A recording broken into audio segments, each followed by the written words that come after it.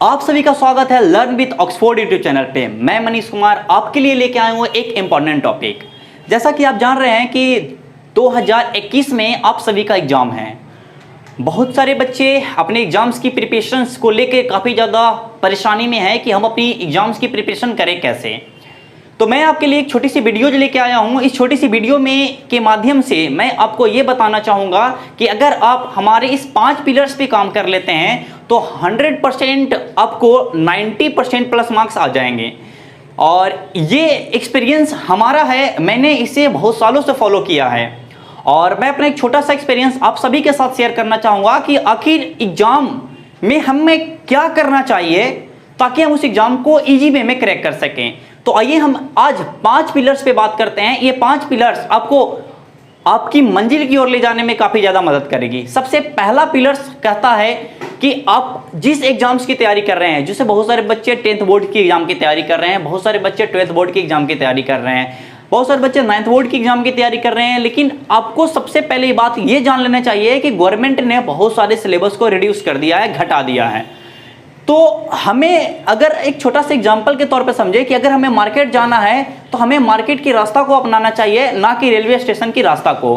कहानी से हमें यह समझ में आई कि हमें सबसे पहले हम अपने सिलेबस के बारे में जानना होगा कि आखिर क्या क्या सिलेबस हमारे एग्जाम में बाकी रखा गया है और क्या क्या हटा दिया गया है। तो सबसे पहले आप गूगल क्रोम पे जाएं, अपने सिलेबस को जानें और क्या क्या हटाया गया है आप पहले उसको लिख लें। जो जो हटाया गया है, अब जो हटाया गया है आपको उस चीज़ों के बारे में तो जानकारी होनी ही चाहिए। बट अगर आप एग्जाम के पॉइंट ऑफ व्यू से पढ़ते हैं तो आपको सबसे पहले उसे इग्नोर करना होगा और आप उन चीज़ों को पहले पकड़ें जो जो आपके एग्जाम में आने वाले हैं। जैसे मान लीजिए कि आप 10th स्टैंडर्ड के बच्चे हैं और आपके चैप्टर्स मैथ्स में है जो सर्किल हटा दिया गया, तो सर्किल हटा दिया गया तो सर्किल के बारे में अभी हमें नहीं पढ़ना, सर्किल के बारे में लास्ट में देख लिया जाएगा। तो सबसे पहले जो जो सिलेबस है आप उसको एक चार्ट कॉपी पे है जो पहले लिखें। मैथ्स के सिलेबस को पूरे लिख लें, फिजिक्स के सिलेबस को लिख लें, केमिस्ट्री के सिलेबस को, मैथ्स के सिलेबस को, जो जो सिलेबस आपके एग्जाम में आने वाले हैं उसको पहले आप लिख लें। तो पहला बात, जो पहला पिलर हमारा कहता है know about your syllabus. Second जो हमारा कहता है वो आपको ये बताना होगा कि वो आप किस टाइम टेबल को फॉलो करते हैं। मैं एक छोटा सा टाइम टेबल आपके साथ शेयर करना चाहूंगा, मेरी बात को एकदम ऑथेंटिक वे से समझने सीखने की कोशिश करें, ठीक है।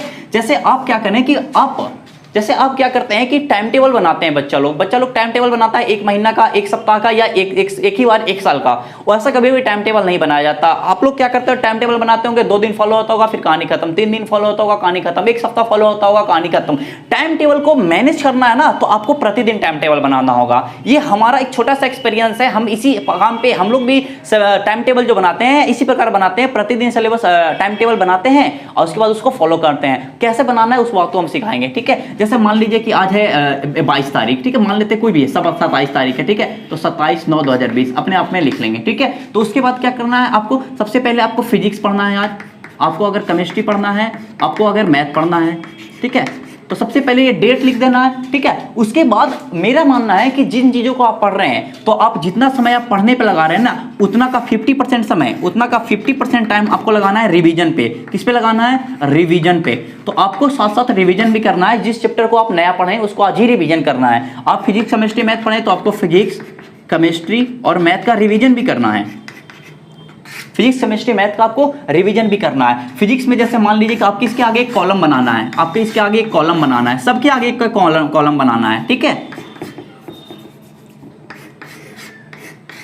आपको क्या करना है, एक एक कॉलम बना लेना है, ठीक है। अब क्या करना है कि अब फिजिक्स का भी टाइम बता दिए कि हमें सुबह में ना 5 बजे से पढ़ना है। सुबह में अगर मान लीजिए खा पी के हम 7 बजे से पढ़ना शुरू करेंगे तो आप 7 से बना लें कि 7 से 8:30 तक हमें फिजिक्स पढ़ना है। हाँ, फिर 9 बजे से हमें पढ़ना है क्या, 9 बजे से 10:30 बजे तक हमें केमिस्ट्री पढ़ना है। हाँ, फिर 11 बजे से हमें पढ़ना है क्या, 11 बजे से हमें पढ़ना है 12:30 बजे तक मैथ्स पढ़ना है, ठीक है। आप ऐसा है जो रूटीन बना लिए, ठीक है, आप ऐसा रूटीन बना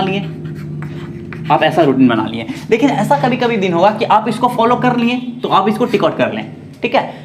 अगर आप इसको नहीं फॉलो किए तो इसको कटम कटिम कर लें। अगर आप इसको फॉलो कर पाते हैं तो इसको टिक आउट कर लें। आप इसको रिवीजन कर लेते हैं तो टिक आउट कर लें। आप इसको अगर रिवीजन नहीं कर पाते हैं तो टिक आउट कर लें। अगर आप इसको रिवीजन कर लेते हैं तो आप इसको टिक आउट कर लें। तो यहाँ से आप देख रहे हैं कि आप कुछ कुछ चीज़ों को है जो आप रूटीन में नहीं फॉलो कर पा रहे हैं। अगर आप इसको रूटीन में फॉलो नहीं कर पा रहे हैं तो आपको अंदर से खुद लगेगा कि आपने जो खुद से जो प्रॉमिस किया उस प्रॉमिस को आप तोड़ रहे हैं। आपको खुद गलानी फील होगा, जैसा कि बहुत बार हम लोग बनाते हैं, नहीं फॉलो होता है, अंदर से बहुत ज़्यादा गलानी फील होता है, ठीक है। बट इसको क्या करना है कि अगला दिन इसको सुधारने की कोशिश करना है। अगला दिन 27 के बाद जैसा ही आप 28 पे आएंगे तो 28 को भी आपको क्या करना है, रूटीन बनाना है और उस चीज़ों को पहले लिखना है ना जिस चीज़ों को आप फॉलो नहीं किए। केमिस्ट्री तो सबसे पहले हेड लिस्ट पे केमिस्ट्री आनी चाहिए, ठीक है, केमिस्ट्री आनी चाहिए। रिवीजन किसका नहीं हुआ, केमिस्ट्री का, हेड लिस्ट पे केमिस्ट्री का रिवीजन आनी चाहिए। बात समझ में आ रही है। फिर मैथ, ठीक है, अगर आपने यहाँ फिजिक्स पढ़ लिया तो आप यहाँ डाल दें हिस्ट्री, ठीक है। आपको इस हिसाब से आपको एक टाइम टेबल बनाना है। तो पहला पिलर्स हमारा कहता है नो अबाउट योर सिलेबस। दूसरा जो मेरा पिलर्स कहता है कि आपको टाइम टेबल बनाना है, बट प्रतिदिन का टाइम टेबल बनाना है। और हमारा जो तीसरा जो पिलर्स करता है वो तीसरा पिलर्स कहता है साथ साथ रिवीजन। तीसरा पिलर्स बोलता है रिवीजन। हम कम पढ़ेंगे बट जितना पढ़ेंगे उतना चीज़ों को परफेक्टली बेस से सीख जाएंगे। हम कम पढ़ेंगे बट जितना पढ़ेंगे उसको परफेक्ट वे में परमानेंटली दिमाग में सेट कर लेंगे। एग्जामिनेशन में क्या होता है, एग्जामिनेशन में आपको वो सवाल दिए जाते हैं ताकि आपके अंदर की वो सोच को जान सके, और वो सोच आप तभी डेवलप कर पाएंगे जब पढ़ी हुई चीज़ों को आप परमानेंटली याद रखते हैं, और वो तभी पॉसिबल है जब आप रिवीजन करते हैं। हमारा जो चौथा और बहुत इंपॉर्टेंट पिलर है उसे बोलने का हम लोग काम करते हैं प्रीवियस ईयर पेपर। ये प्रीवियस ईयर पेपर क्या होता है, मेरी बात को गौर से समझिएगा। जैसे विगत कुछ सालों का प्रीवियस ईयर पेपर है जो क्वेश्चन बैंक जिसके नाम से आप जानते हैं, उस क्वेश्चन बैंक को आप मार्केट से खरीद लाएं, ठीक है। और वो उस क्वेश्चन बैंक को आप क्या करें कि पलटें, और उसमें जितने भी सवाल आए ना उसको सवाल को देखने की कोशिश करें। आप देखिएगा कि आपका जो सवाल 2013 में आया वो 2014 में ना आके 2015 में आ रहा है, 2016 में ना आके 2017 में आ रहा है, या 2018 में आ रहा है। मतलब आपको अनुमान लगाया कि ये क्वेश्चन रिपीट कर रहा है। तो जो क्वेश्चन आपको ज्यादा रिपीटेशन लगे ना उस क्वेश्चन को बढ़िया से याद कर लें। प्रीवियस ईयर पेपर एक स्टूडेंट को एक मार्गदर्शन की तरह काम करता है, उसे 90% मार्क्स की ओर ले जाने की कोशिश करता है। तो प्रीवियस ईयर पेपर आपको साथ आपका एक हमसफर बन के काम करेगा। तो प्रीवियस ईयर पेपर को आप कभी भी साथ में छोड़े ना, हमेशा साथ रखें। और प्रीवियस ईयर पेपर को रिवीजन ना डेली रूटीन में डालें। प्रीवियस ईयर पेपर को डेली रूटीन में डालना है। कहीं भी आप 1 घंटा है जो आधा घंटा डेली प्रीवियस ईयर पेपर को रूटीन में डालना है।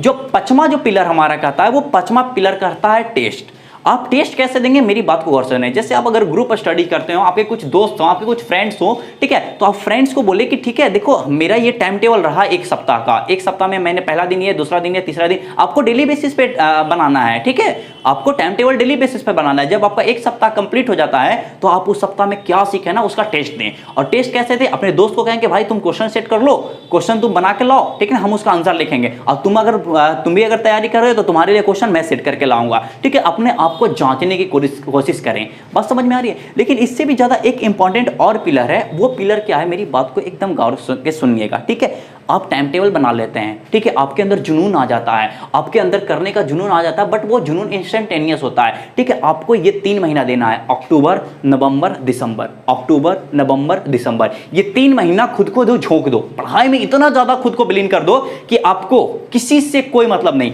ये फोन आपके काम का नहीं है, ये फोन आपको एग्जाम में पास नहीं करवाएगा, ये पबजी, ये पापा जी जो भी है ना, आपको एग्जाम में पास नहीं करवाएगा, ये फ्री फायर आपको एग्जाम में पास नहीं करवाएगा। आपको एग्जाम में पास करवाएगा ये टाइम टेबल, आपको एग्जाम में पास करवाएगा ये प्रीवियस ईयर पेपर, आपको एग्जाम में पास करवाएगा क्या, आपको एग्जाम में पास करवाएगा आपका डिटर्मिनेशन। आपके अंदर वो दृढ़ संकल्प होनी चाहिए, आपके अंदर वो इच्छा शक्ति होनी चाहिए कि आपको ये करना है, मतलब करना है।